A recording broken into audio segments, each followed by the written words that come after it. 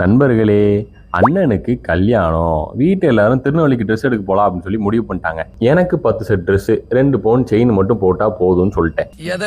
சரின்னு தூத்துக்குடில இருந்து திருநெல்வேலிக்கு பைக்லயே போயிட்டோம். போத்தீஸ், ஆர்எம்கே, சென்னை சில்க்ஸ் இந்த மாதிரி எல்லா கடையிலும் போய் அலசலாம்னு சொல்லிட்டு முதல்ல ஒரு கடைக்குள்ள போனோம். இந்த அவுட்ஃபிட் தான் நான் வந்துட்டு போட்டு போயிருந்தேன்.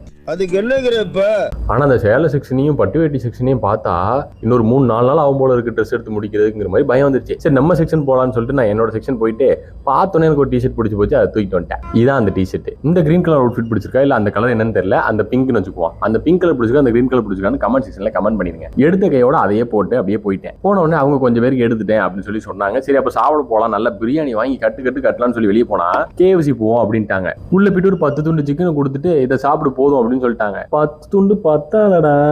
கடைக்கு வந்ததுக்கு அப்புறம் ஒரு சர்ப்ரைசிங்கான மூமெண்ட் ஃப்ரெண்ட்ஸ். நிறைய ஃபன் ஆக்டிவிட்டிஸ் இருந்துச்சு. அது எல்லாமே நான் விளையாண்டு வீடியோ எடுத்து வச்சிருக்கேன். ஸோ அதை பார்க்க நான் மறக்காம ஃபாலோ பண்ணிக்கணும். இந்த வீடியோ பிடிச்சினா லைக் பண்ணிக்கோங்க.